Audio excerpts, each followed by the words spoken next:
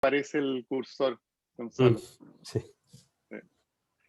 Buenos días, bienvenidos a la segunda sesión de estas jornadas de educación continua en vía aérea online que organiza la Facultad de Medicina de la Universidad Diego Portales, su dirección de posgrado y el programa de formación en anestesiología y el Comité de Desarrollo Académico, en el contexto también de las actividades que desarrolla el Council de Chile de la Sociedad Europea de Vía Aérea, EAMS. Agradecemos el respaldo del programa de anestesiología de la Universidad Diego Portales en persona de su director, el doctor Ricardo Latrop. Nos pueden visitar nuestras actividades en el sitio web que se muestra en la parte superior de la pantalla.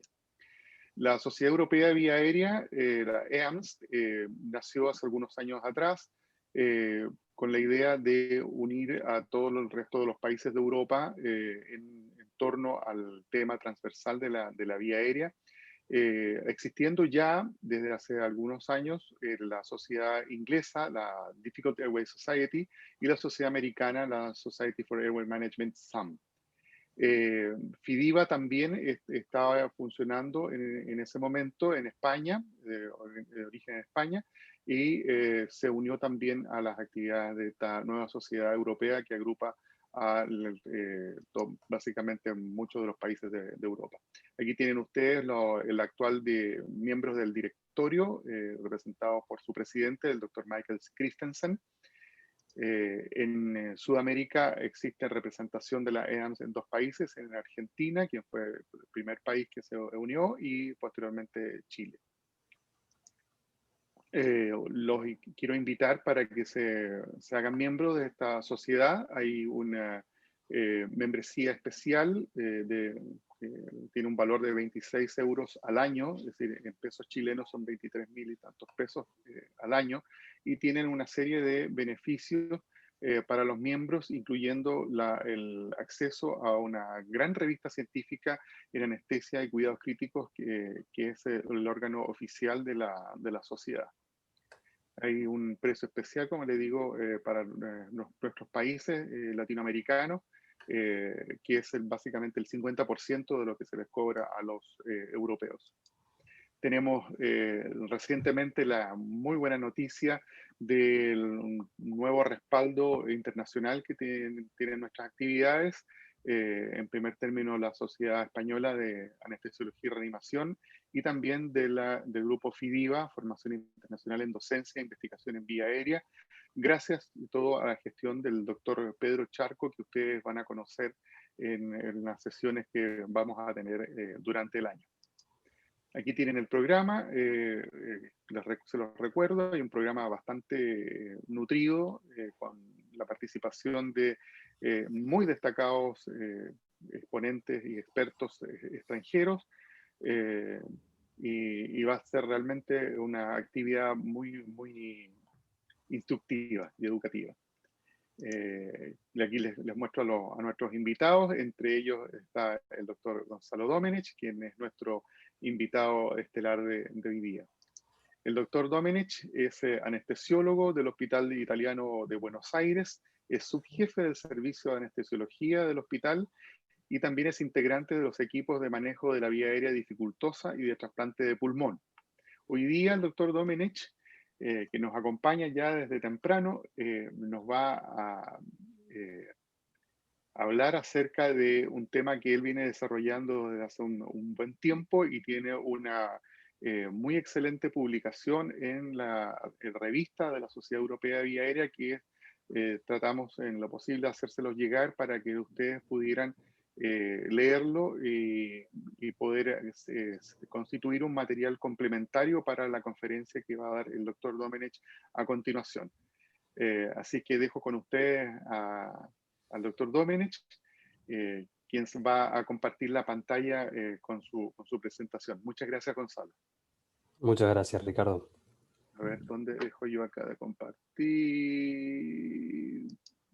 Flauta. No me aparece mi problema es que no me aparece el cursor. A ver. Ahí. A ver. Ahí parece. Bueno, ¿aquí me ven bien, Ricardo? Sí, muy bien, muy Esté bien. bien, doctor. Bueno, muchas gracias. Bueno, muchísimas gracias antes que nada a Ricardo, un gran amigo, por la invitación. Y bueno, a la Universidad Diego Portales y a la EAMS por ayudar en la organización y por colaborar con esta excelente iniciativa. Bueno, como ya me presentaron, mi nombre es Gonzalo Domenech, trabajo en el Hospital Italiano y este tema lo vengo desarrollando hace ya un tiempo bastante largo, al principio un poco en soledad, pero después a partir de una serie de cambios que se generaron en mi hospital, empezamos a llevar esta iniciativa al resto de los quirófanos, al resto de los profesionales que trabajan en nuestro equipo. Y bueno, un poco la idea es contarles también nuestra experiencia.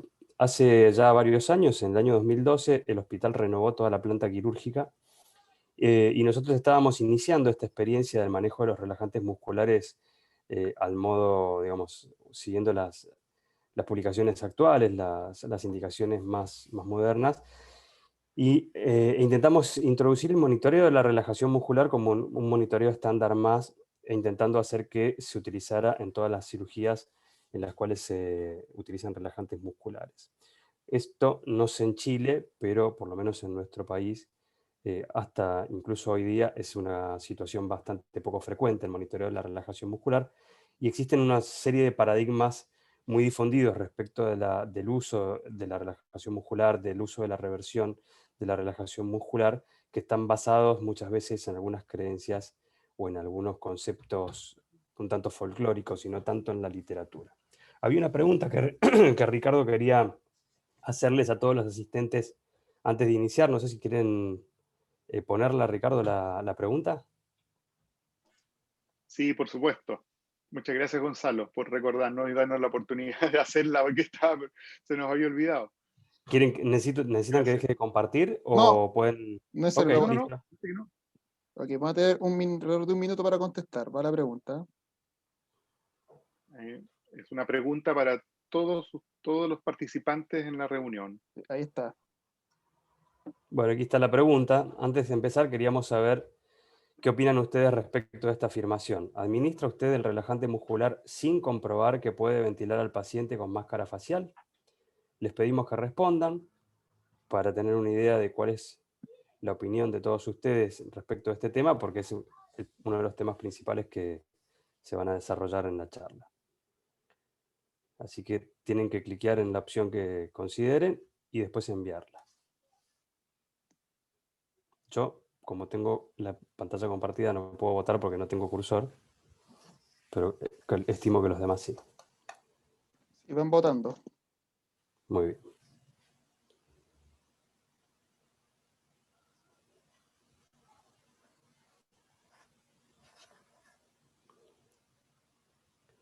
Respuesta, no voten lo que creen que vamos a decir, sino lo que hacen realmente en la práctica habitual, porque es interesante saber lo que pasa en la vida real.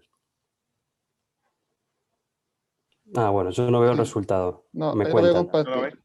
Ah, sí, administra el relajante sin comprobar si pueden ventilar el 59% y no administran el relajante hasta saber si pueden ventilar el 41%.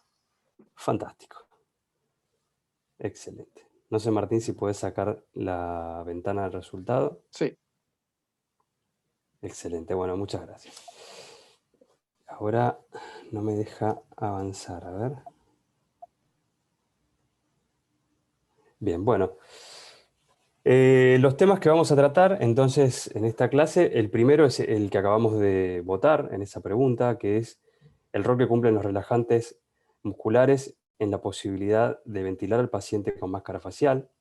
Después vamos a hablar algunas palabras respecto de la inducción de la secuencia rápida y cómo esta se ha ido modificando a lo largo del tiempo. Y por último, el rol que cumple en el manejo de la vía aérea la relajación residual, cómo podemos prevenirla, qué complicaciones puede traer al paciente y de qué manera abolir la relajación residual en nuestra práctica. Entonces, yendo al primer tema, primero una pequeña referencia farmacológica muy rápida del rocuronio. El rocuronio en nuestro país, desconozco la realidad en Chile, pero en nuestro país se utilizó a principios de los años 2000, después durante un periodo bastante prolongado desapareció completamente del mercado y volvió de la mano de Sugamadex aproximadamente en el 2009, 2010, tímidamente, y más fuerte a partir del 2012, cuando ya el Sugamadex ingresó a nuestro país. El rocuronio es un relajante muscular, como todos saben, que pertenece al grupo aminoesteroideo, el mismo que el pancuronio y el becuronio.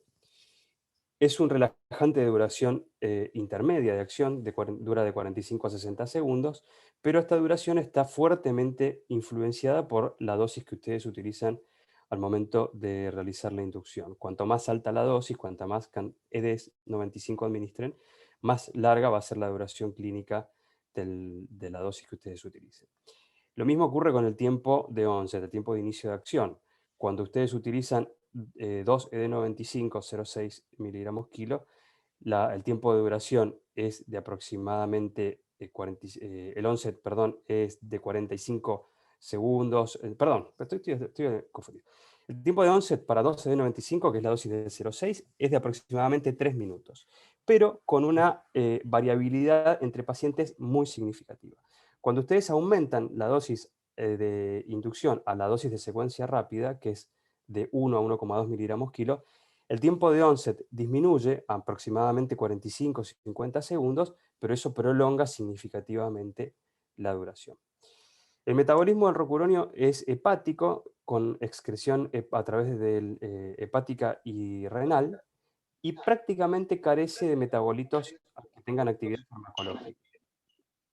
Con lo cual es una droga que nos permite utilizar dosis acumulativas altas durante el procedimiento quirúrgico, que es factible utilizarla en infusión continua y que esto no produce una prolongación del efecto clínico muy significativa, a diferencia del becuronio, que cuando acumulamos dosis altas durante la cirugía o utilizamos infusiones continuas, la duración del efecto clínico se prolonga significativamente por la presencia de metabolitos con actividad de relajante.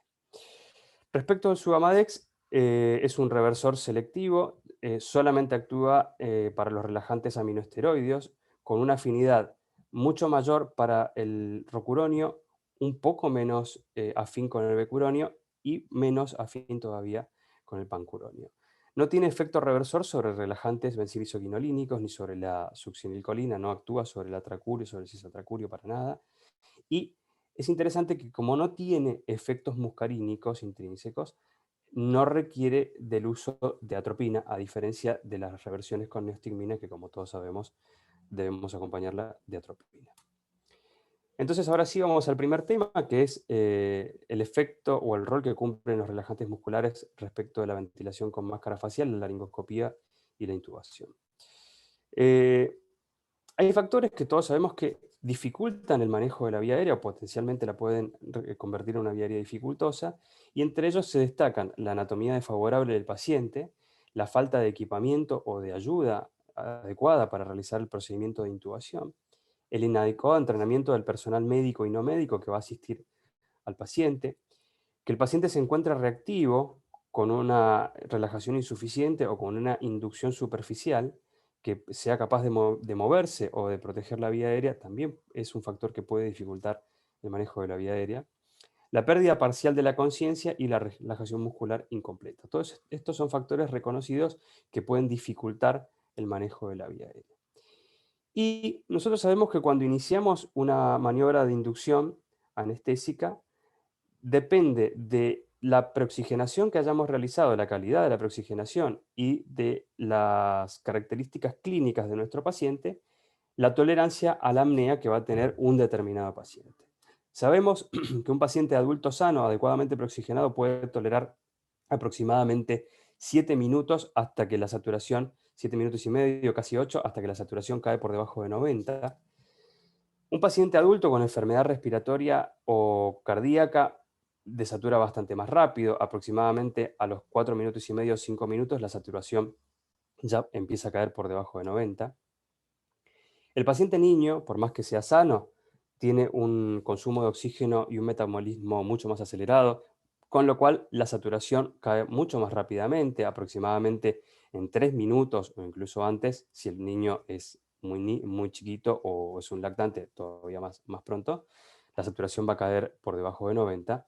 Y en el paciente obeso mórbido, al haber una caída muy significativa de la capacidad de reserva pulmonar, la saturación va a ocurrir todavía mucho más rápido. Con lo cual, el tiempo que nosotros disponemos hasta que el paciente desatura depende en gran medida de características propias del paciente y de qué manera hayamos realizado la preoxigenación. Pero es importante saber que tenemos que intentar de maximizar las chances y aprovechar de la mejor manera el tiempo que nos da el paciente para lograr el éxito en el manejo de la vía aérea.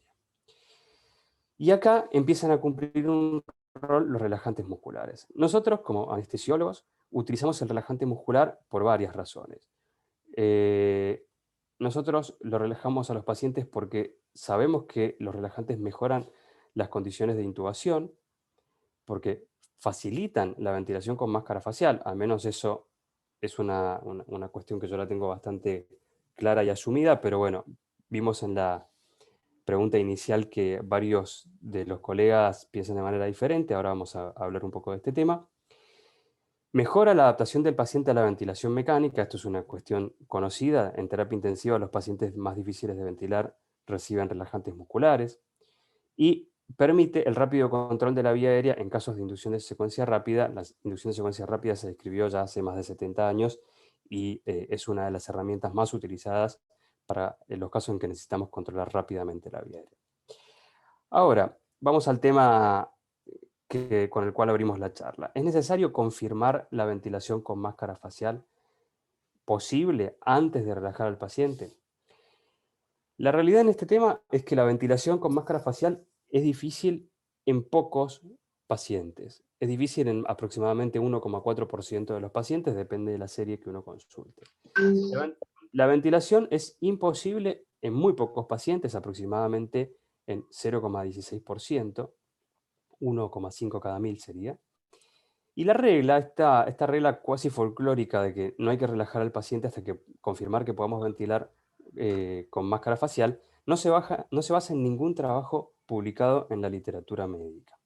E incluso hay trabajos, la referencia que está aquí abajo de la diapositiva, que lo pusieron en fuerte discusión hacia el año 2008 y a partir de allí se empezaron incluso a modificar algunos algoritmos y algunas recomendaciones de la Sociedad Inglesa de Vía Aérea, la DAS. Este es otro de los trabajos que empezó a introducir en este tema un cambio significativo. Este trabajo de Waters evaluó el efecto del bloqueo neuromuscular en la ventilación con máscara facial. Para eso se describían 4 grados de dificultad para ventilar con máscara facial. El grado 1 es un paciente que se ventila sin dificultad, el grado 2 es un paciente que se ventila con máscara facial, pero necesita algún adyuvante, por ejemplo, una cánula de Mayo. El grado 3 es un paciente que es difícil de ventilar independientemente del uso de adyuvantes. Y el grado 4 de esta escala, de escala de Hahn, es el paciente en el cual no podemos ventilar con máscara facial independientemente de toda maniobra que hagamos. Y en este trabajo separaron a los pacientes en 2 grupos. El grupo que ven en el gráfico en la parte de arriba, de barras más claras, son pacientes que recibieron solución salina y el grupo de abajo son pacientes que recibieron rocuronio. El anestesiólogo a cargo de la ventilación desconocía si el paciente estaba recibiendo solución salina o rocuronio, era ciego a esta intervención. Y como podemos ver, al momento, en la línea de base, cuando apenas se administraba la solución salina o el rocuronio, la composición de ambos grupos tenía pacientes en el grado 3 difíciles de ventilar, pacientes en el grado 2 que necesitaban adyuvantes. Después de 2 minutos de administrar el rocuronio o la solución salina, lo que podemos ver es que los 2 grupos se diferencian de manera bastante marcada. En el grupo que recibió solución salina, persisten pacientes que son muy difíciles de ventilar, además, a pesar de utilizar adyuvantes como cánulas de Mayo. El grupo difícil o que requiere adyuvantes, el grupo 2, prácticamente no se modifica y hay un ligero aumento en el grupo 1, los pacientes fáciles de ventilar. Pero como pueden ver en la parte más baja del gráfico, en los pacientes que reciben relajantes musculares, desaparece el grupo 3, que son los pacientes difíciles de ventilar a pesar del uso de adyuvantes, se reduce de una manera muy significativa el grupo 2, los pacientes que requieren adyuvantes, y aumenta de una manera muy marcada el grupo de pacientes fáciles de ventilar. Este trabajo se realizó en un grupo relativamente pequeño de pacientes. No hubo en ninguno de los subgrupos pacientes que recibieron solución salina o rocuronio pacientes imposibles de ventilar, dada la baja incidencia de este evento, pero sí podemos ver que este fue uno de los primeros trabajos que empieza a demostrar que la relajación muscular ayuda a ventilar con máscara facial y que el evento que se asocia a dificultad en la ventilación con máscara facial es la inducción anestésica, no así el relajante muscular. ¿Por qué deberíamos nosotros no relajar a los pacientes hasta estar seguros de que podemos ventilarlos? Por ejemplo, despertar al paciente no ventilable, al cual no podemos ventilar, ¿es verdaderamente una opción? En muchos casos esto no es posible, despertar a un paciente al cual no podemos ventilar, porque debido a los fármacos que utilizamos en la inducción, esto no es posible. Hay fármacos que no tienen reversor. Por ejemplo, una dosis alta de propofol produce una apnea de una determinada duración que es imposible de revertir. Si utilizamos opioides, los opioides son reversibles, como todos ustedes saben, pero no necesariamente tenemos la droga reversora inmediatamente disponible. Y en muchos casos no podemos suspender una cirugía o despertar al paciente porque la causa de la alteración de la conciencia no es quirúrgica, puede ser un trauma o alguna masa ocupante cerebral, algún hematoma cerebral, por ejemplo, o porque es una cirugía no diferible en la cual tenemos que seguir. Despertar al paciente no sería una alternativa del todo viable. Pero más importante que esto, que entran en el terreno de la especulación, es que ningún algoritmo recomienda despertar a un paciente al cual no podemos ni ventilar ni intubar. Los pacientes que no podemos ventilar, no podemos intubar o no podemos hacer ninguna de las dos cosas. En todos los algoritmos tienen que llegar eventualmente a un exceso cervical, pero nunca podemos despertar a un paciente en el que no tenemos controlada la ventilación. Con lo cual, el no uso de relajantes musculares en estas circunstancias realmente no nos acerca a la posibilidad de despertar al paciente. Y aunque el paciente eventualmente recuperara la fuerza muscular, porque nosotros tomamos una decisión fuera del algoritmo y decidiéramos intentar despertar a un paciente que no podemos ni ventilar ni intubar, la ventilación eventualmente puede continuar siendo imposible por edema o trauma secundario a laringoscopías repetidas, o porque el paciente tenga, desconocido por nosotros, algún tumor, alguna masa ocupante en la vía aérea que impida sea la causal de la ventilación, o eventualmente que el paciente, después de los intentos de laringoscopía, haya presentado o presente un sangrado en la vía aérea. Hay que tener en cuenta que muchos casos en los cuales la ventilación es difícil o imposible con máscara facial son secundarios a rigidez torácica por la administración de opioides en inducción anestésica o laringoespasmo. Y ambos resuelven con la relajación muscular. Con lo cual, el relajante muscular es más probable que resuelva el problema y no que lo empeore. Otro tema es no tanto relacionado a la ventilación con máscara facial, sino a los resultados cuando decidimos relajar o no relajar a los pacientes para hacer la instrumentación de la vía aérea. Este es un trabajo bastante interesante donde comparó los resultados de pacientes relajados y no relajados en la instrumentación de la vía aérea respecto a estos tres resultados: intubación dificultosa, laringoscopía dificultosa y el disconfort, el dolor de garganta después de la intubación. Y como podemos ver, en los pacientes relajados, la incidencia de estos tres eventos fue muy inferior al grupo de pacientes no relajados, donde la intubación fue dificultosa en un porcentaje mucho más significativo, la laringoscopía también fue dificultosa casi en más del doble de los casos, y el disconfort después de la intubación también fue más marcado. Todo esto hizo que la revisión que realizó la DAS en el año 2015 de sus guías de intubación colocara como primer algoritmo importante de manejo de la vía aérea a los relajantes musculares en dos puntos bien identificables y claros del algoritmo de manejo de la vía aérea. Primero, en el plan inicial, en el plan A, que consiste en ventilar al paciente, hacer una preoxigenación, una inducción, preoxigenar al paciente con máscara facial, ventilar al paciente con máscara facial y después hacer la intubación. En ese caso recomienda como una recomendación clara y que dan por escrito en esta fase de la inducción, relajar al paciente de manera adecuada. En caso de que fracasara el plan A, nos recomienda el plan B, que es intentar rescatar o mantener la oxigenación con un dispositivo extraglótico. Y en el caso de que fracasara este plan, nos recomienda realizar el plan C, que es un plan que colocan por delante anticipándose a la vía aérea invasiva, a la cricotirotomía.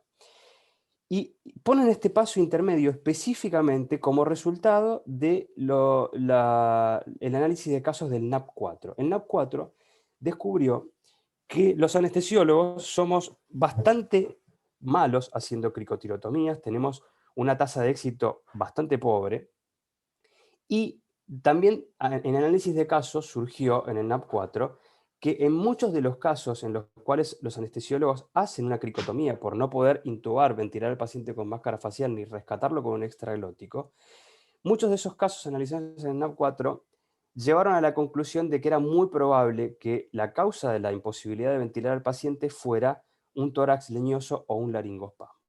Con lo cual introdujeron este plan C en las guías de la DAS de 2015, que dice que no tenemos que avanzar a la cricotirotomía sin antes hacer un último intento de ventilación con máscara facial en el paciente relajado.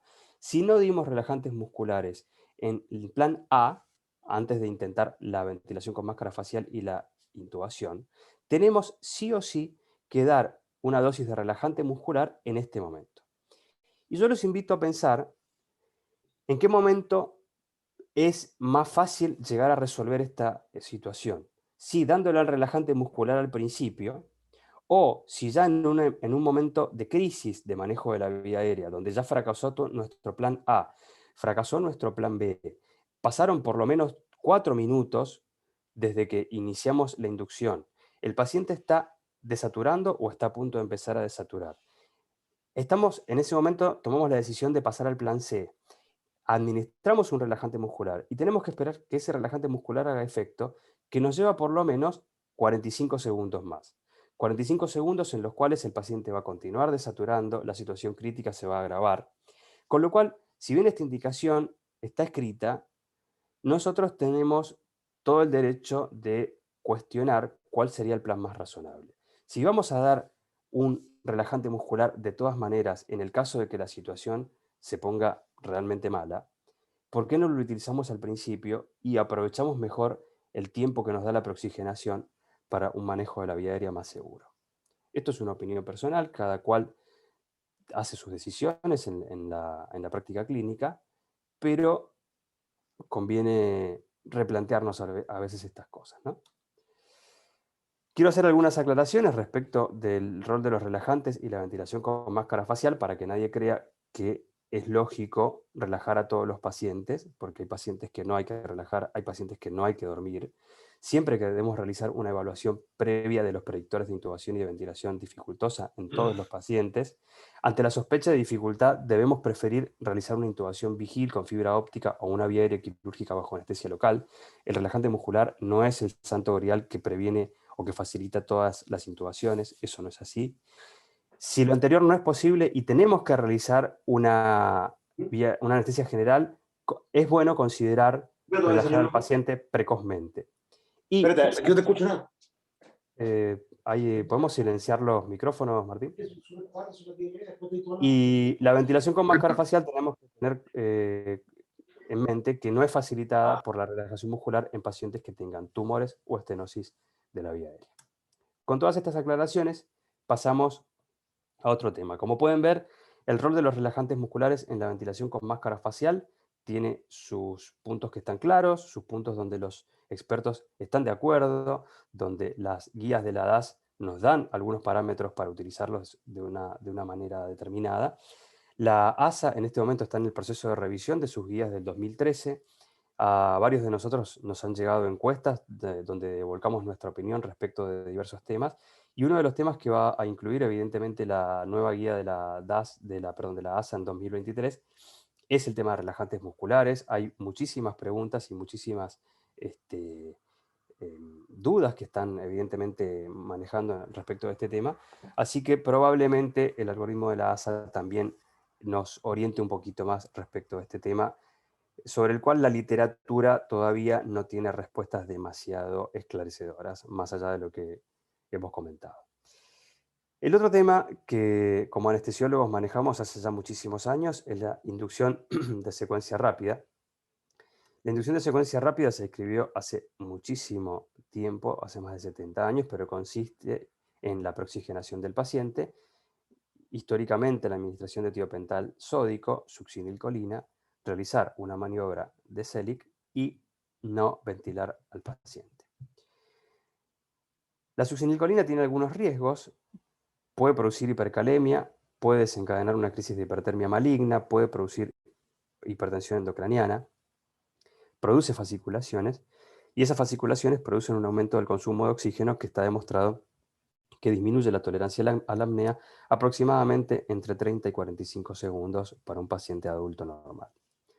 El rocuronio tiene algunas ventajas y poco a poco ha ido desplazando en algunos países a la succinilcolina en las inducciones de secuencia rápida, porque no produce hipercalemia, no desencadena hipertermia maligna, no se asocia a hipertensión endocraniana, no produce fasciculaciones y por lo tanto tampoco aumento del consumo de oxígeno.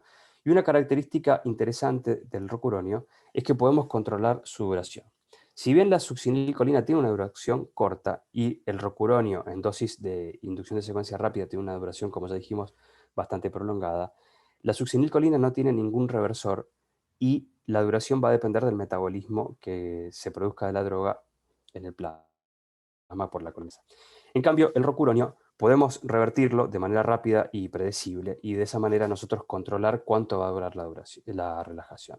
Como pueden ver en este trabajo, se comparó la reversión espontánea de succinilcolina con la reversión, el tiempo de reversión de rocuronio luego de esperar 3 minutos desde su administración y luego revirtiéndolo con su Amadex. Lo que podemos ver es que el tiempo medio hasta que se llegó a un T1 de 90 fue de 6,2 minutos para la combinación rocuronio y su Amadex, mientras que para la succinilcolina fue de 10,9 minutos. Como pueden ver, 6,2 minutos para un paciente adulto es un tiempo en el cual eventualmente la desaturación no ocurre, mientras que 10 minutos sí, excede los tiempos de preoxigenación de cualquier paciente. La ventaja del rocuronio entonces es que a una dosis de 1,2 miligramos kilo nos da condiciones de intubación y un tiempo de onset de la relajación muscular similares a los obtenidos con la succinilcolina. La succinilcolina es de todas formas el relajante muscular de más rápido inicio de acción. El rocuronio es un poco más lento, pero la diferencia en este caso, en el tiempo de onset, respecto de una dosis de 1,2 miligramos kilo de rocuronio y de succinilcolina, no es tan grande, es de aproximadamente 10 o 15 segundos. La duración clínica sí es significativamente diferente. La duración clínica de una dosis de 1,2 miligramos kilo de rocuronio sin reversión supera las 2 horas, puede ser en algunos pacientes superior incluso a las 3 horas. Y la duración clínica, como dijimos, puede manejarse haciendo una reversión de manera adecuada con su Amadex. Entonces vamos a tratar ahora un poco el tema de la relajación residual, cómo prevenirla y ver qué consecuencias puede traer. La relajación residual es un problema para, que muchos anestesiólogos consideramos que no existe, porque es un problema que muchas veces es subclínico y cuyas complicaciones a veces no se hacen tan evidentes en la sala de recuperación o en el momento en que interactuamos con el paciente en quirófano, pero que sí puede traer consecuencias posteriores, como por ejemplo la aparición de neumonías en el posoperatorio mediato. Al momento de la extubación, en pacientes en los cuales se utiliza monitoreo, se detecta que entre el 44 y el 88% de los pacientes tienen algún grado de relajación residual en los pacientes no revertidos. Esto depende de las series que se consulte. Al ingreso a la sala de recuperación posanestésica se registra TOF menores a 0,9, TOF ratios menores a 0,9 en el 23 al 37% de los pacientes. Esto revertidos o no revertidos. Y muchos anestesiólogos, al día de hoy, disponiendo de reversores confiables y disponiendo de monitores que son cada vez más baratos y cada vez más universales, basan la decisión de revertir o no al paciente en función de la estimación personal de la duración del efecto relajante de la droga que utilizaron. Entonces, un ejemplo sería un anestesiólogo que para una cirugía, una tumorectomía de mama, por ejemplo, que dura, pongamos, 1 hora, el anestesiólogo le da a la paciente 0,6 miligramos kilo de rocuronio y después, al finalizar el procedimiento, el anestesiólogo estima que el efecto de esa dosis de relajante desapareció y ya no es peligrosa. La evaluación o la decisión intuitiva de si es necesario revertir o no revertir a un paciente nos lleva a que aproximadamente el 46,2% de los pacientes tengan algún grado de relajación residual al momento de la extubación, esto según el parámetro que consideremos como relajación residual, eso ya lo vamos a ver más adelante.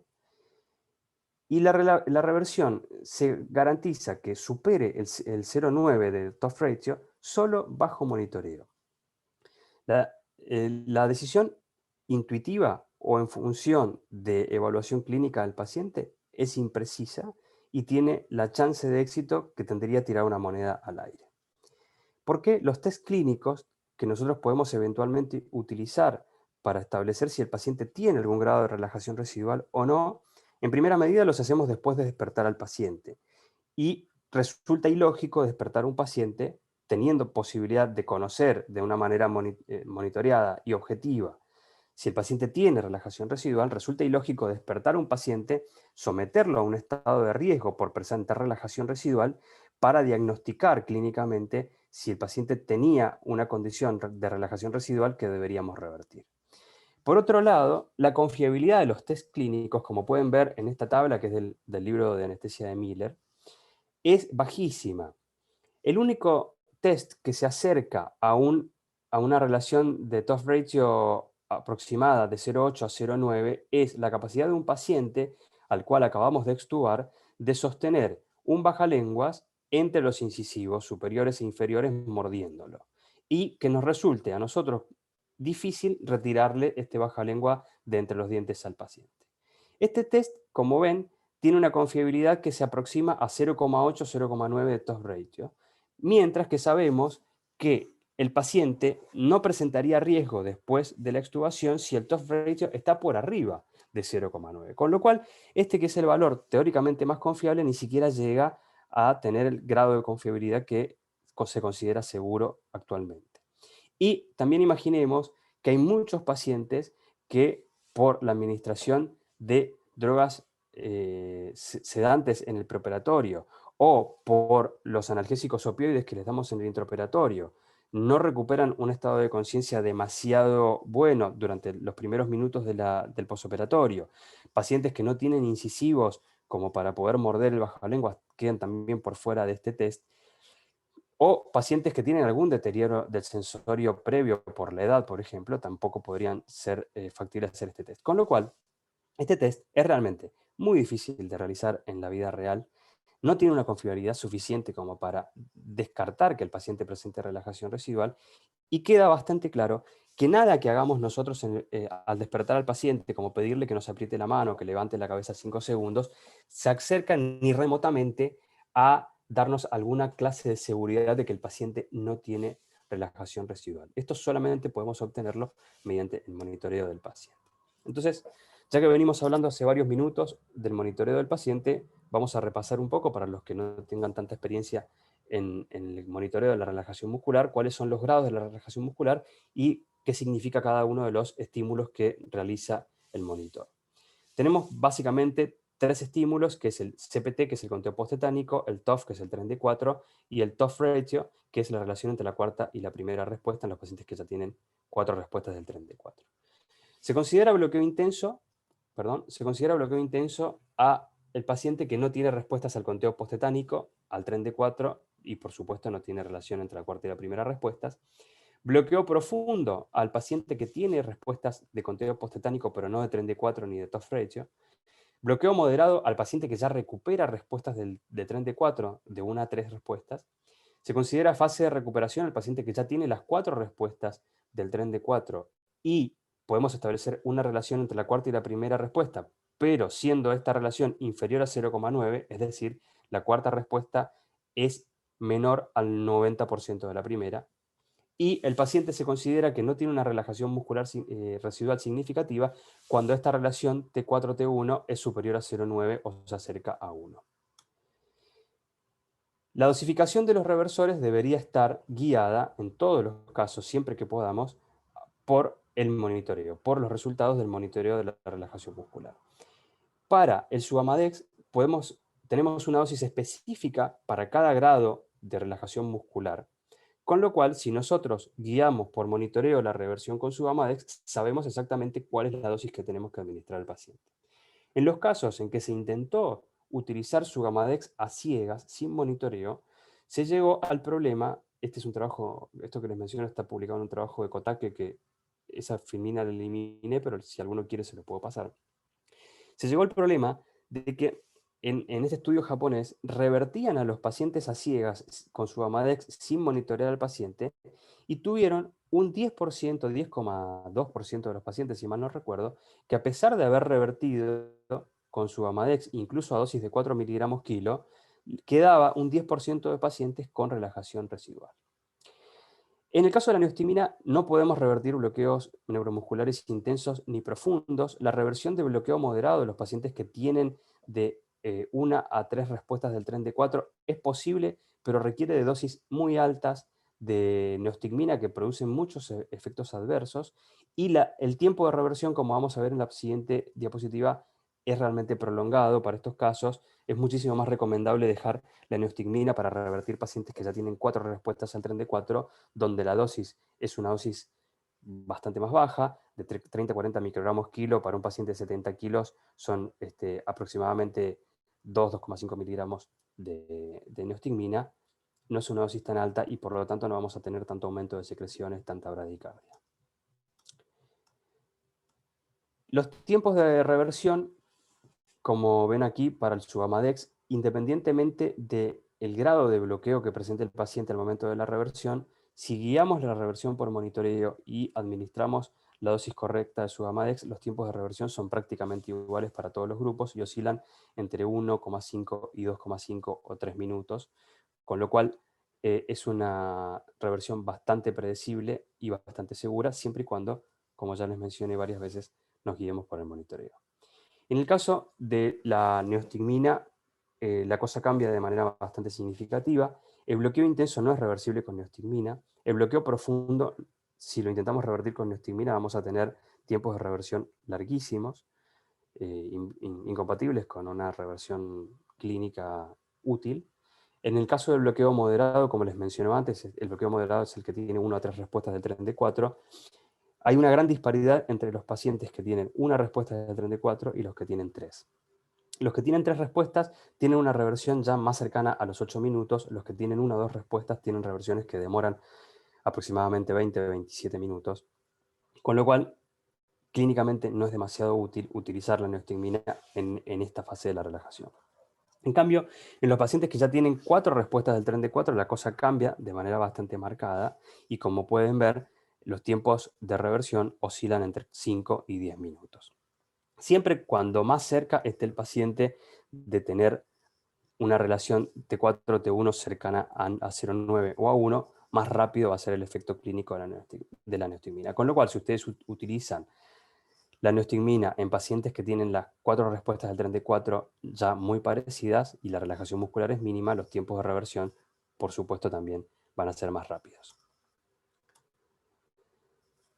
Nosotros hicimos un trabajo que publicamos recientemente comparando y tratando de describir un poco nuestra experiencia y comparando cómo era la reversión en los pacientes en nuestra institución, a partir de todo esto que les comenté, todos estos cambios que empezamos a implementar en el año 2012 en nuestro hospital, e intentamos, buscábamos en la sala de recuperación pacientes que tenían relajación residual y hicimos un análisis multivariado intentando establecer cuáles eran las condiciones que tenían un odds ratio más alto que eventualmente podían asociarse a mayor riesgo de presentación de relajación residual o de aparición de relajación residual en el posoperatorio. Lo que vimos fue que el monitoreo intraoperatorio de la relajación muscular, el uso de Suvamadex y el uso de rocuronio fueron las 3 variables que se asociaron a menor aparición de relajación residual en el posoperatorio. El uso de neostigmina apareció con un odds ratio neutro, no protegió ni agravó la condición de relajación residual en el posoperatorio, mientras que las dosis altas de relajantes musculares fueron las que más se asociaron a la aparición de relajación residual. Una de las cosas que nos sorprendió negativamente y que nos llevó a poner más énfasis en tratar de que este sistema de trabajo basado en el monitoreo de la relajación muscular se pusiera más en práctica en nuestra institución, fue que nosotros monitoreamos a una cantidad bastante baja de pacientes. Desgraciadamente, monitoreamos solamente al 26% de nuestros pacientes. Tuvimos una incidencia general de relajación residual en 270 pacientes estudiados de 24%, y como vamos a ver, hubo una diferencia bastante marcada en el grupo de pacientes monitoreados y los no monitoreados. Los pacientes que fueron monitoreados fueron revertidos de una manera muy amplia. 81% de los pacientes monitoreados recibieron algún reversor. Tuvieron relajación muscular solamente un paciente, que fue un paciente que en el monitoreo intraoperatorio registró 90 de TOF ratio, y en la sala de recuperación, con otro monitor y con el paciente ya despierto, registró 89. Nosotros creemos que eso fue una diferencia instrumental, pero bueno, aún así, por la definición de caso, lo reportamos como relajación residual. Independientemente de que esto sea real o sea un error de medición, lo que es clarísimo es que cuando monitoreamos a los pacientes, revertimos a muchos pacientes y casi desaparece la relajación residual. Mientras que las reversiones en todos los casos fueron efectivas, con neostigmina o con Suvamadex. En el grupo de pacientes que no fueron monitoreados en el intraoperatorio, la situación cambió de una manera drástica. Tuvimos 32% de los pacientes con relajación residual, muy pocos pacientes, solamente el 13% de los pacientes fueron revertidos, y fracasaron el 40% de las reversiones con neostigmina y el 21% de las reversiones con Suvamadex. Como pueden ver, los números de reversiones exitosas o fracasadas son muy bajos porque ya dividimos demasiado, fragmentamos demasiado el grupo de pacientes, que era un grupo de pacientes no tan grande, 270 pacientes, pero aún así hay una tendencia que, a pesar de que las P puedan no ser significativas y que el trabajo no estuviera diseñado para evaluar esto, podemos ver que hay una tendencia que es indiscutible. Cuando monitoreamos, las reversiones se hacen de manera exitosa, y cuando no monitoreamos, estamos en riesgo de que fracasen. Ahora, muchos en mi país, desconozco si en Chile el monitoreo de la relajación muscular objetivo es una realidad más difundida que en Argentina. En Argentina son pocas las instituciones que disponen de manera completa y de manera universal de monitoreo de la relajación muscular cuantitativo, objetivo. Todavía en nuestro país hay mucha gente que no monitorea la relajación muscular, o cuando la monitorea utiliza monitores antiguos, los cualitativos, aquellos en donde realizamos el estímulo pero que tenemos que evaluarlo de manera subjetiva. Cuando tenemos este tipo de monitores, tenemos que tener en cuenta una cosa.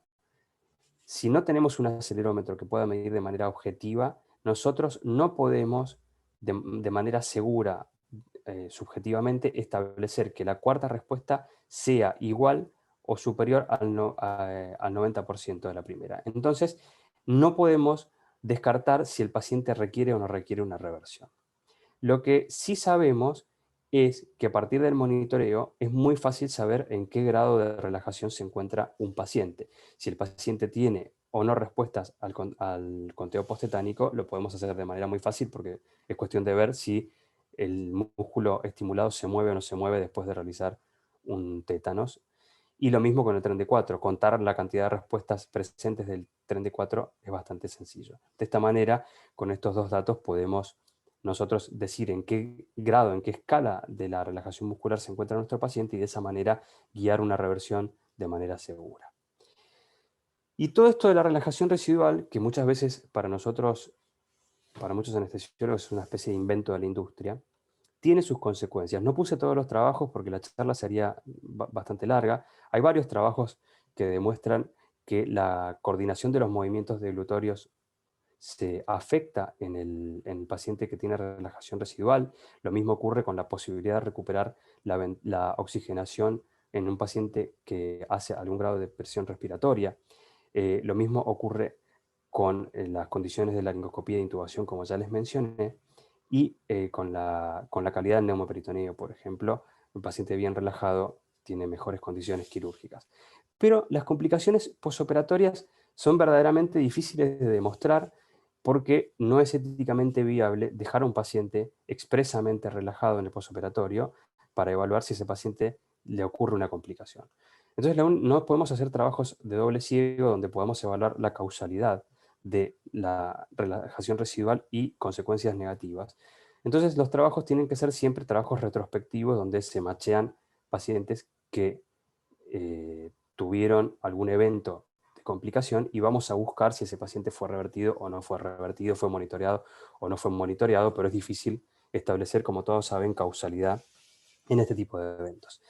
Este trabajo que se realizó, se publicó en junio del año pasado, es hasta el día de hoy el trabajo más grande que buscó la relación entre reversión de la relajación muscular y complicaciones. Tuvieron 22.800 pacientes en el grupo de pacientes revertidos con neostigmina y la misma cantidad de pacientes revertidos con Suvamadex, y lo que hicieron fue un outcome compuesto de complicaciones respiratorias que incluían neumonía, falla respiratoria, neumotórax, en fin, complicaciones respiratorias. Lo que vieron fue que este compuesto de outcomes fue significativamente inferior en el grupo de pacientes que fue revertido con Suvamadex cuando lo compararon con el grupo de pacientes revertido con neostigmina. Hubo una reducción del 30% del riesgo relativo de complicaciones pulmonares en el grupo de pacientes que fue revertido con Suvamadex. Con lo cual, evidentemente, la calidad de la reversión y la abolición de la relajación residual en el posoperatorio juega algún rol.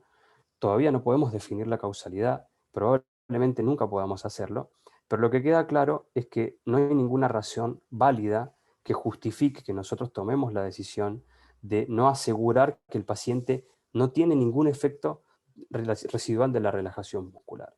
Yo asumo que ninguno de nosotros querría, en caso de ser paciente o en caso de estar anestesiando a un familiar cercano, a un ser querido, que esa persona se despierte con algún efecto residual de la relajación muscular.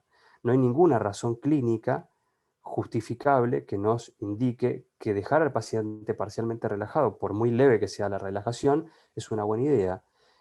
No podemos estar seguros de que las complicaciones ocurran en estos pacientes, son específicamente por la relajación residual, porque, como ya mencionamos, no hay trabajos prospectivos randomizados que así lo demuestren como relación causal, pero sí podemos saber que hay alguna evidencia indirecta de que esto no es bueno y tenemos que tratar de evitarlo.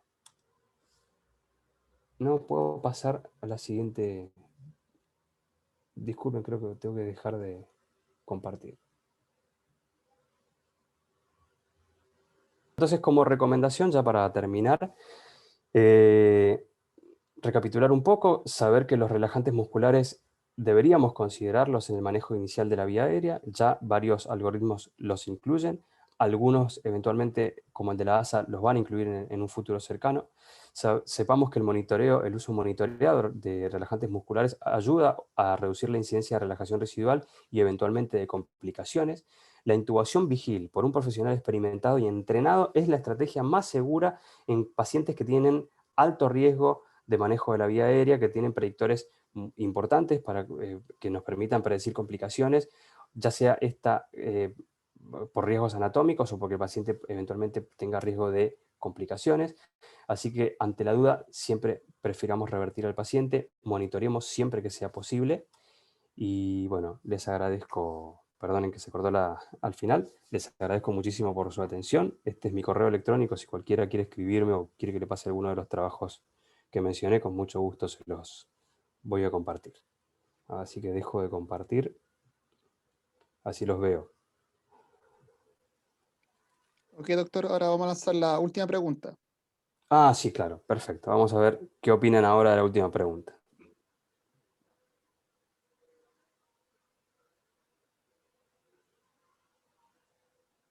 Ahí está. Tienen 1 minuto y medio para responder. ¿Cuál de las siguientes opciones tiene más probabilidad de mejorar la posibilidad de ventilar al paciente con máscara facial? A. Administrar relajantes musculares. B. Administrar hipnóticos y opioides. C, administrar naloxona, D, ninguna de las anteriores, y E, todas las anteriores pueden empeorar la posibilidad de ventilar. Yo voy a votar, pero no les voy a decir mi voto.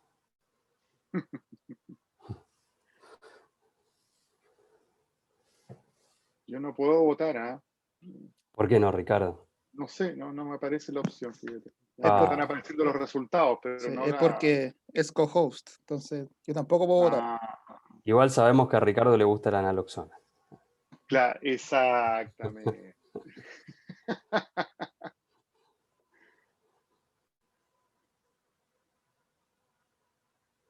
Esperemos a que se complete la ¿Cómo no? votación. Yo no veo los resultados, no sé si... Ah, no, porque los ponen al final, ¿no? Sí, yo los Cierto. estoy viendo. Yo los estoy Claro, vos viendo. porque sos el anfitrión. Sí. Han votado el 72% de los participantes. Muy bien. 75.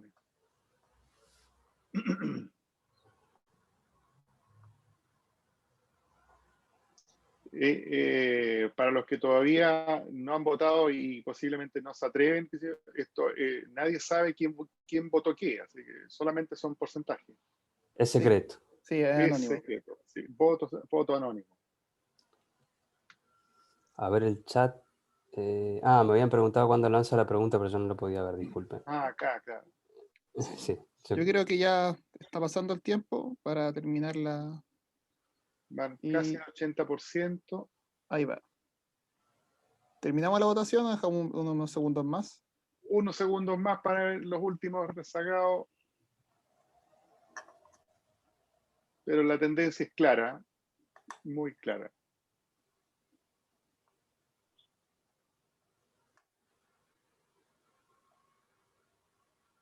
Naloxona ganó, ¿no? Sí, ¿Qué pues. dice el boca de urna? Siempre. Ya. Vamos a... Vamos. 86%. Perdiste, Ricardo. 0%. He perdido. No apareció mi voto porque no pude votar. Bueno, 92%.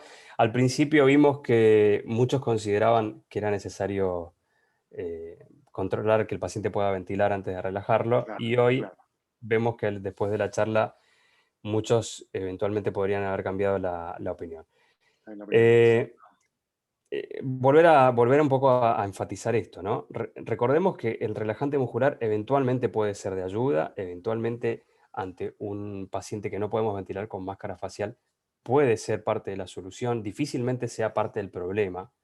Es más probable que nos ayude a revertir la situación que a empeorarla, pero también sepamos que la reversión no forma parte de un algoritmo de recuperación o de rescate de un paciente que no podemos ni ventilar ni intubar. Entonces, si disponemos de un relajante muscular, es mejor cuando decidimos dormir a un paciente, porque es más probable que la laringoscopía y la ventilación con máscara facial sean efectivas. El 100% de los casos van a ser posibles de ventilar e intubar administrando un relajante muscular. Claramente no. Siempre van a existir los pacientes que pueden tener una vía aérea fallida. Y en el caso de que la vía aérea fallida ocurre y no podemos ventilar o no podamos intubar al paciente, lo que tenemos que hacer es seguir el algoritmo de actuación que utilizamos habitualmente o el que nuestro servicio decidió como el de referencia, pero no está indicado en absolutamente ningún lado intentar revertir un paciente para recuperar la vía aérea si no lo podemos ventilar. Así que esto quede claro, porque tampoco quiero que ahora todos digan, yo lo escuché al doctor Domenech que hay que relajar a todos los pacientes, porque tampoco es así. Puede ayudar, pero cuando la cosa fracasa, tenemos que seguir el algoritmo y no inventar soluciones mágicas que probablemente no nos lleven a ningún resultado bueno. No sé si tienen alguna pregunta, Ricardo, Sí, Raquel. Fabián está pidiendo la palabra. Bien. Martín, no sé si lo puedes habilitar. Sí, inmediatamente.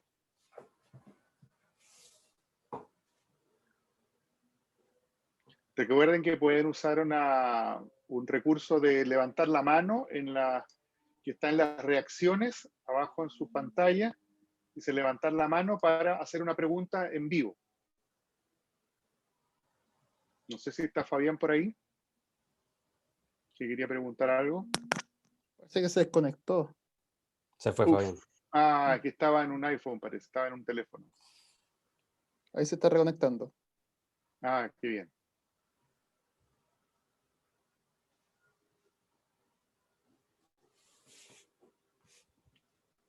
Lo otro es que pregunten a través del chat. Sí, si quieren, tengo el chat abierto, ahora sí lo puedo ver, cuando Sí, comparto sí, sí. pantalla no, pero ahora si quieren puedo responder preguntas escritas. Sí, hay participantes que han agradecido mucho tu charla, Gonzalo. Muy buena la charla, dice José Luis Molina Guerrero. También Bueno, muchas gracias. Claudia se agradece la oportunidad de escuchar su charla. Y a Fabio Coronado dice que se me desapareció la pregunta. Ah, no, capaz que no haya podido votar. Y Fabián, esperamos a que haga su reconexión. A ver si nos puede hacer su pregunta.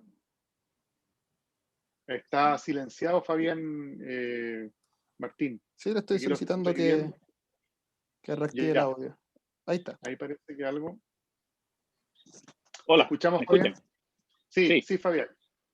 Hola, Doc, ¿alguna mención en el área de pediatría con respecto al tema de los relajantes musculares? Es un buen tema, pediatría. Primero, dos cosas. Yo no realizo cirugía en anestesia pediátrica, así que no es mi área de experiencia. Pediatría, si vamos a las búsquedas bibliográficas que frecuentemente actualizo, como suele pasar, y sobre todo cuanto más chicos los pacientes, cada vez hay menos evidencia bibliográfica. Entonces, hay muchos reportes de casos donde se reporta que la reversión con Suvamadex es exitosa. El rocuronio, bueno, se utiliza en pediatría, no hay demasiado que hablar respecto de eso, pero sí que si bien está reportado que incluso en pacientes neonatos que la reversión con Suvamadex es exitosa, el monitoreo es complejo de realizar. La guía de dosificación de la reversión con Suvamadex, que está basada en monitoreo, se complica un poco porque, bueno, como ya les dije, en un paciente particularmente neonatal, si es muy pequeñito, el monitoreo es muy difícil de realizar o imposible porque el estímulo eléctrico produce contracción muscular directa y no a través de la conducción neuromuscular, con lo cual no podemos saber realmente cuál es el grado de relajación. Se subestima muchísimo la relajación muscular por la contracción muscular que se produce de manera directa. Con todas estas salvedades, hay una revisión sistemática que, si quieres, se la puedo compartir al doctor Urtubia para que se las envíe, que pone un poco en claro cuál es el grado de evidencia y es circunstancial, se utiliza, sí, Suvamadex. Y como saben ustedes también, la secuencia rápida en pediatría prácticamente no es una realidad. La inducción en pediatría muchas veces es inhalatoria. La vía aérea dificultosa en pediatría tiene una incidencia totalmente diferente al adulto y causas muy diferentes también al adulto, con lo cual es una población completamente diferente y no hay demasiada evidencia para responderle cuál es la situación. Pero está la doctora Picardi, que Sí. la veo sonreír y que tiene mucha experiencia. Tiene Y yo muchísima le acabo experiencia de en este preguntar si tema. quiere dar su opinión. Así que si Raquel nos quiere dar, Raquel hace pacientes pediátricos con síndromes de la vía aérea hace 25 años. Es joven, Raquel es muy joven, pero hace muchos años que hace este tipo de anestesia. Así que si Raquel querés desmentir lo que estoy diciendo, No, ¿me escuchan? perfecto. Un poquito bajo. En pediatría lo que hacemos fundamentalmente y sobre todo en los niños sindrómicos es la evaluación previa de la vía aérea. Entonces vamos con una conducta ya predeterminada para efectuar el paciente. El tema es que en los niños pediátricos hay que dormirlos para hacer el procedimiento. Entonces, dormirlos implica siempre un riesgo. Pero lo otro que es también, que yo he visto en mi experiencia personal, es que la ventilación, debido a que el niño tiene un tórax más complaciente, a que no encontramos prácticamente, hablando de niños pequeños, no la obesidad que podés encontrar en los adultos, la ventilación se hace más fácil, con lo cual a uno le permite hacer, en el caso de que haya una emergencia, tácticas determinadas como usar la máscara laringia que realmente nos ha cambiado la situación en la emergencia pediátrica, aún en los chicos sindrómicos.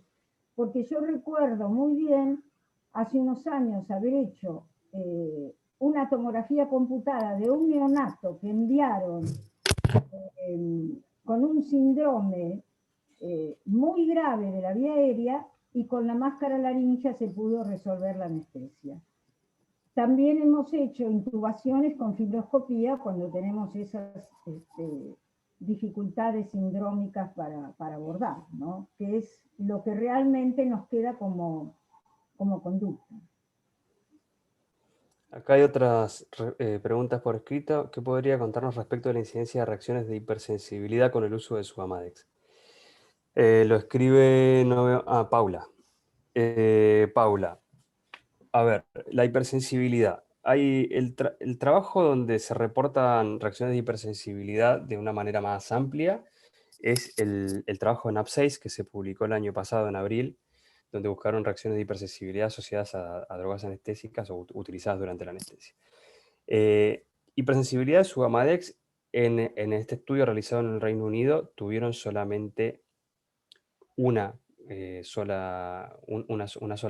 caso dentro de 70.000 pacientes que recibieron reversión con Sugamadex, con lo cual parece ser un evento relativamente infrecuente. En nuestro hospital, habiendo realizado ya, no tengo el número preciso, pero habiendo realizado ya por lo menos unas 40.000 reversiones con Sugamadex, hemos tenido solo 3 casos. Y en la literatura no parece que el riesgo de hipersensibilidad por Sugamadex esté por encima del riesgo de otras drogas, por ejemplo, el rocuronio o el atracurio o la succinilcolina tienen reacciones de alergia o de hipersensibilidad muchísimo más frecuentes. Y uno de los reportes que hizo el NAP6, que es interesante, fue que tuvieron una reacción severa de hipersensibilidad secundaria a Sugamadex, pero pudieron revertir 2 casos de anafilaxia por rocuronio administrándole Sugamadex como una droga terapéutica, única droga terapéutica para solucionar el evento. Con lo cual, el rol de Sugamadex en las reacciones de hipersensibilidad severas creo que no tendría que preocuparnos, por lo menos por ahora, más que cualquier otra droga, cualquier otro antibiótico o relajante muscular o cualquier otro fármaco de los que utilizamos frecuentemente. Hay que estar atento, como siempre. Las reacciones de hipersensibilidad reportadas ocurren en la gran mayoría de los casos dentro de los primeros 10 minutos de suministrar Sugamadex. No se han reportado reacciones más tardías hasta el momento, con lo cual con una observación del paciente durante unos minutos debería ser suficiente como para descartarlo. No sé si hay algo más. ¿Otra preguntita? Sí, muy interesante, perdonen, si hay alguien más que pregunte, me interrumpen nomás, pero quería mencionar acerca del estudio NAP6 que tú acabas de citar, Gonzalo, que es muy interesante y que aparece nuevamente que rocuronio es el relajante muscular más asociado a reacciones anafilácticas, y es muy interesante lo que tú acabas de relatar, que el uso de Sugamadex efectivamente puede ser usado como un recurso para aquellos casos en que se produzca una anafilaxia por rocuronio. Muchas veces uno no puede darse cuenta en la práctica de qué es lo que está provocando la reacción anafiláctica en nuestro paciente. El mismo estudio NAP6 muestra que los principales implicados son los antibióticos y en segundo lugar los relajantes musculares. Por lo tanto, uno tiene que tener algunas sospecha acerca de cuál es la racionalidad de usar Sugamadex. En Chile Sugamadex es bastante caro, no sé en Argentina y en otros países, pero acá el recurso es muy caro y por lo tanto está muy restringido su utilización. Sí, en Argentina es muy caro y con la situación económica actual es casi prohibitivo. Nosotros seguimos utilizándolo en nuestro hospital, pero sí, hay algún grado de restricción para la indicación y el uso, sí. Exactamente. Lo otro que quería mencionar acerca del caso del uso de relajantes musculares en niños, yo no soy anestesiólogo pediátrico, pero sí me toca manejar con mucha frecuencia niños y niños pequeños también, y la realidad es un poco lo que tú dices, que nosotros no usamos relajantes musculares en la gran mayoría de los niños, especialmente niños pequeños. No así en niños más grandes. Hoy día los niños grandes, es decir, mayores de 10 años, son bastante más grandes que los que habían al menos en mi época, y parecen más adultos que niños. Sí. En esos pacientes uno muchas veces, especialmente cuando se trata de cirugías de urgencia, una apendicitis aguda y hay que intubarlos obligatoriamente, uno utiliza relajantes musculares. Ahora, en ese caso, la anatomía de los pacientes se asemeja más a la del adulto que a la del niño pequeño. Afortunadamente en estos casos uno puede acceder a una estrategia como la que tú decías, Gonzalo, acerca de progresar hacia una cricotirotomía en caso de que todo lo demás falle. En el caso de los niños más pequeños, se produce hay una nebulosa ahí de información acerca de cuál es la mejor estrategia para manejar esto, y afortunadamente Raquel a lo mejor me va a decir algo distinto, que me encantaría que lo hiciera. Que los niños no tenemos mucha experiencia con vías aéreas infraglóticas, porque afortunadamente parece ser mucho menos necesaria, y normalmente nosotros logramos rescatar esas vías aéreas antes de que se produzca el desastre. Y como también dice muy bien Raquel, lo evaluamos a nuestros niños, especialmente los niños sindrómicos, nos preocupamos de hacer un abordaje distinto. Totalmente de acuerdo. Hay alguien que está manejando, va a chocar. Cuidado, Alejandra. Sí, también Dani y Paola están pidiendo la palabra. Bien. Dani y Paola. Sí. Buenos días. A falta de monitorización, ¿se puede revertir en forma segura en el momento que el paciente inicia la ventilación espontánea con neostigmina? Esto lo pregunta Juan José Escobar. ¿Se puede revertir en forma segura en el momento que el paciente inicia la ventilación espontánea con neostigmina? A ver, la ventilación espontánea, Juan José, el diafragma recupera la función contráctil de una manera bastante precoz. Incluso en pacientes que no recuperan ninguna respuesta del 34, existe algún grado de contracción diafragmática. La ventilación espontánea puede ser efectiva en pacientes o relativamente buena, en el paciente mientras esté intubado, y después producirse un colapso de la vía aérea superior en el paciente extubado secundario a relajación residual.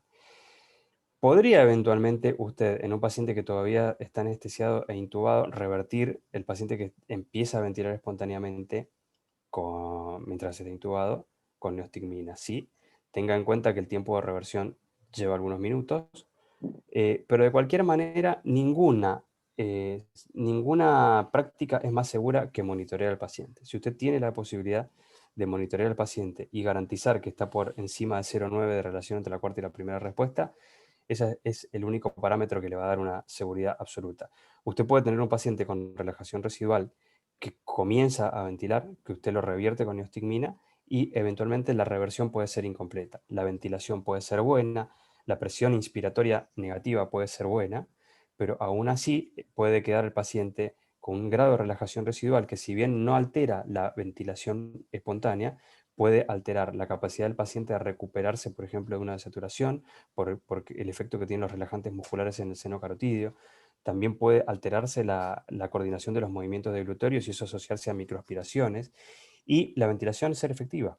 Con lo cual el paciente ventila apropiadamente, no desatura, no se obstruye, pero puede tener una neumonía después en el posoperatorio. Había alguien que quería hablar, perdón, yo me puse a leer una pregunta escrita y había alguien que quería hablar. No sé quién tiene la mano alzada. Era Dani, era la que quería hablar. Dani, que ahora escribió, me parece, ¿no? Dani escribió: buenos días. Con las nuevas técnicas quirúrgicas en pediatría, como las cirugías laparoscópicas, ¿qué dosis recomiendan tener condiciones quirúrgicas? Dosis de relajante, me imagino.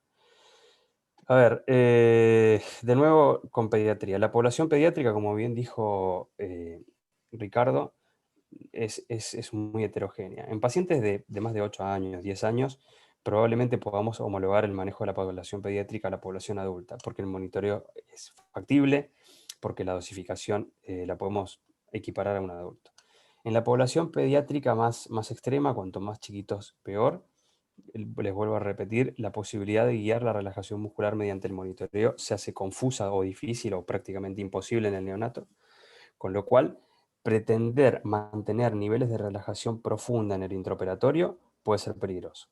Perdemos las herramientas que nos ayudan a guiar una reversión segura y nos tenemos que manejar de manera empírica.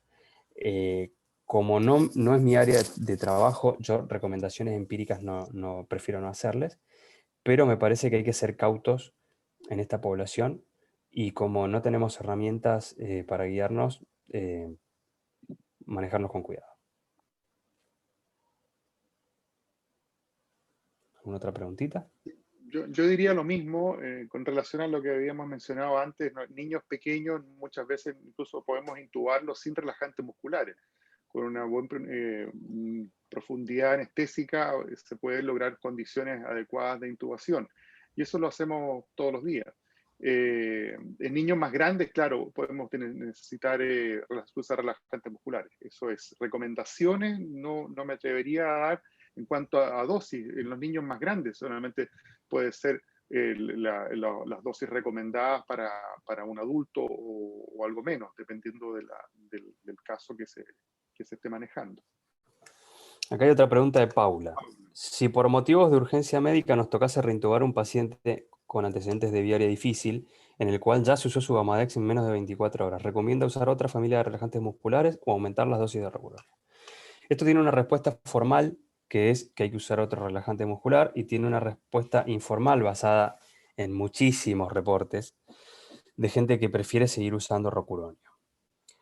Para mí, la diferencia está claramente, es mi opinión, en si tenemos o no tenemos disponibilidad de monitoreo objetivo de la relajación muscular y el nivel de urgencia que presenta el paciente. Por ejemplo, si tenemos un paciente en el cual tenemos que hacer una inducción de secuencia rápida, porque tiene riesgo de broncoaspiración o por la indicación que fuere, utilizar Rocuronio en ese caso puede hacer que la dosis que nosotros consideramos que va a producir una relajación de manera rápida no actúe de manera rápida o produzca una relajación incompleta, porque siempre queda su Gamadex residual no unido a relajantes musculares. La dosificación de su Gamadex está planteada de manera tal que la cantidad de moléculas de su Gamadex es superior a la cantidad de moléculas de Rocuronio, pero muy superior, de manera de que la reversión sea rápida. Entonces, si nosotros vamos a relajar de nuevo a un paciente y tenemos monitor y la relajación no necesitamos que ocurra de manera inmediata y no tenemos otro relajante disponible, podemos usar Rocuronio monitoreando al paciente de manera de saber en qué situación queda el paciente después de relajarlo. Si tenemos una urgencia, una emergencia, donde necesitamos que el paciente se relaje rápidamente, yo optaría por succinilcolina para no tener el efecto de que el relajante que vamos a administrar sea revertido antes de hacer efecto clínico. Y el otro problema, más allá de la urgencia o la ausencia de urgencia, es que tener su Gamadex libre circulando nos va a colocar en una situación donde si no tenemos monitoreo va a ser todavía más difícil de lo que ya es predecir el efecto residual que pueda tener el relajante muscular. Si no tenemos monitor, ya vimos que es difícil predecir si el paciente se recuperó o no recuperó de la relajación muscular. Mucho más difícil es en un paciente donde le damos Rocuronio sabiendo que la dosis va a actuar de una manera diferente. Con lo cual, si tenemos monitoreo, podemos intentarlo, y si no tenemos monitoreo, no es recomendable y mejor usar otro relajante.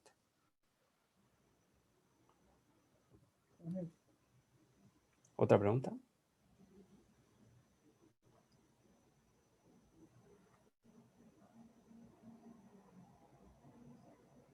Ricardo, ¿alguien quiere hablar? La mano. Sí, mira, mientras tanto a alguien se le ocurre algo, yo quería plantearte, Gonzalo, en aquellos pacientes en que uno se ha enfrentado a una situación, no puedo intubar, no puedo oxigenar, es decir, una vía aérea difícil, no anticipada, en que llegamos al extremo de la situación. Entonces, ahí la estrategia se plantea de manera dual. O revertimos o recuperamos la ventilación espontánea o nos vamos derechamente a la cricotritomía. Una Claro. requiere que no haya relajantes musculares actuando y la otra requiere que haya relajantes musculares actuando. Entonces, quería preguntarte, es un poco tramposa la pregunta, pero, Sí. pero, pero es una La situación que ASA, uno puede verse en la realidad. la ASA y la DAS en este punto son bastante claros. Sí, Si nosotros tenemos una vía aérea no anticipada difícil y logramos rescatar la ventilación con la máscara facial, con un extraglótico, tenemos el stop and think de la ASA claro. y de la DAS, donde ahí una opción es despertar al paciente. Revertirlo, revertir la relajación, despertarlo, esperar que se despierte solo, seguir la anestesia con la máscara laringea, 1000 opciones. En el caso del paciente que no podemos ni ventilar ni intubar y que no funciona la maniobra de rescate, no hay que intentar despertar al paciente hasta que podamos volver a oxigenarlo. Con lo cual, siempre en el paciente que no puedo ni ventilar ni intubar y fracasa el rescate, tenemos que tener en mente que la única opción posible es avanzar a la cricotirotomía. Claro. La DAS pone como paso intermedio, si fracasó todo lo anterior, pero no habíamos hecho relajante muscular, relajarlo antes de la crico e intentar un nuevo rescate de la ventilación. Entonces, si yo al paciente no lo puedo ventilar con máscara facial, no lo puedo intubar, lo intento rescatar con una máscara laringea o con un dispositivo extraglótico. Si eso fracasa, tengo que relajar al paciente en ese momento si antes no lo relajé. Volver a intentar ventilarlo y si eso fracasa, crico. Ahí no hay dualidades de un paciente que no puedo ni ventilar ni oxigenar, relajarlo o no relajarlo. Ese paciente tiene que haber sido relajado ya a esa altura, seguro, y si no se pudo revertir, crico. Ahí no tiene que quedar dudas porque es un momento donde hay que actuar de manera automática, de manera casi irreflexiva y no intentar inventar soluciones a medida de nuestro paciente.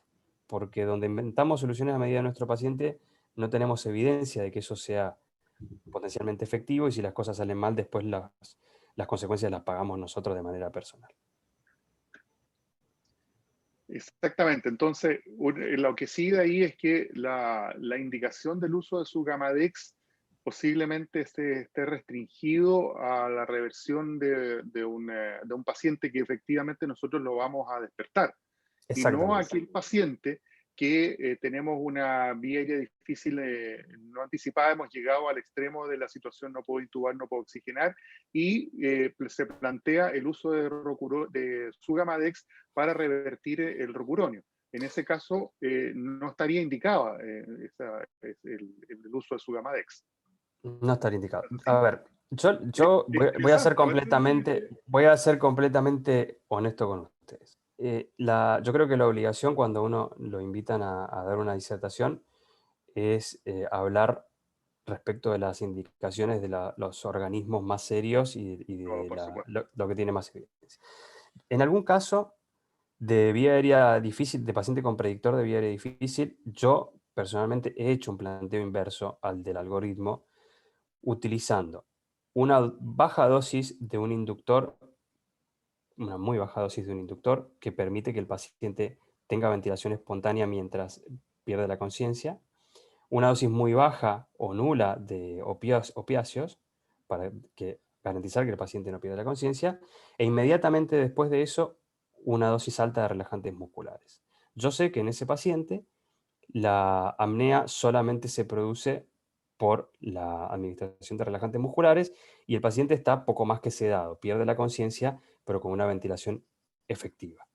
En ese caso, chequeo si puedo ventilar al paciente con máscara facial y en ese caso avanzo y completo la inducción. Si veo que fracasa la ventilación con máscara facial con el extraglótico en algún caso, decido revertir al paciente y volverlo a la condición anterior, que es una ventilación espontánea en un paciente que perdió la conciencia, pero tiene una ventilación efectiva. Eso yo lo he hecho en algún caso de pacientes que me genera mucha duda y que no tenía la opción de hacer una vía aérea vigil, porque el paciente no iba a ser posible que colaborara. Ahora, eso es un algoritmo muy personal que me diseñé yo para resolver alguna situación, pero que no está avalado por ninguna sociedad científica, ni tengo tampoco evidencia de un gran número de casos de que eso no pueda eventualmente asociarse a complicaciones. Entonces, yo creo que si uno plantea una inducción que preserve la ventilación espontánea, y sabemos que la única causa de la abolición de la ventilación espontánea efectiva es el relajante muscular, eventualmente se puede revertir la relajación y volver a tener un paciente que volvió a ventilar. Pero eso es distinto de un paciente que se encuadra en el marco de un paciente que no puede ni ventilar ni oxigenar, del que se describen los algoritmos. El paciente que se describe en los algoritmos es un paciente que ya hicimos todo lo que podíamos hacer y no lo podemos ni ventilar ni intubar. Entonces, y que estaba en una condición de que no podíamos ni ventilar ni intubar, eventualmente incluso antes del relajante muscular. Entonces, la reversión en esos casos no tendría ningún sentido. No sé si se entiende el abordaje, Ricardo. No, excelente. A mí me parece exactamente lo mismo.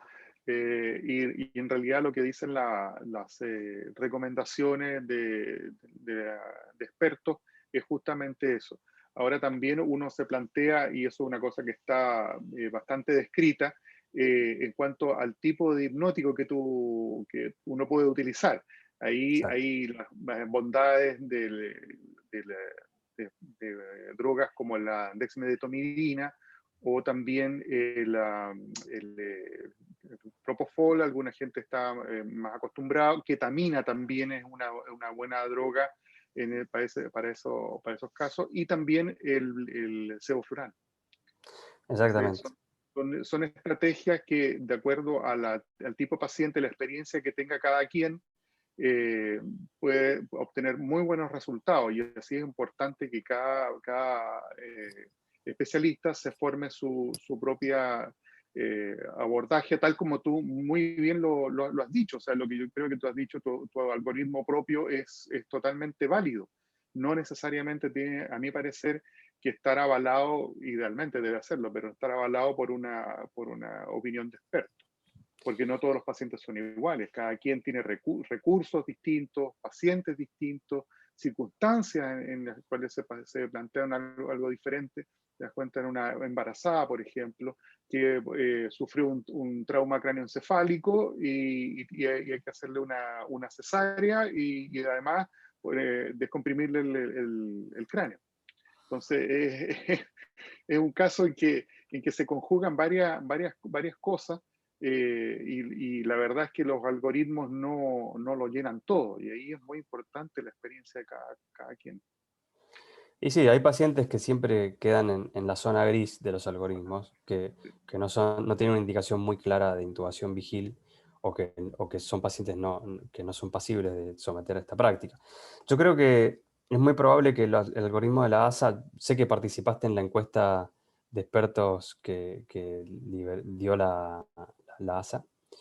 Creo que es muy probable que el algoritmo de 2023 tenga novedades respecto de esto que nos ayude a encaminar mejor el uso del relajante muscular, eh, con un criterio un poco más universal.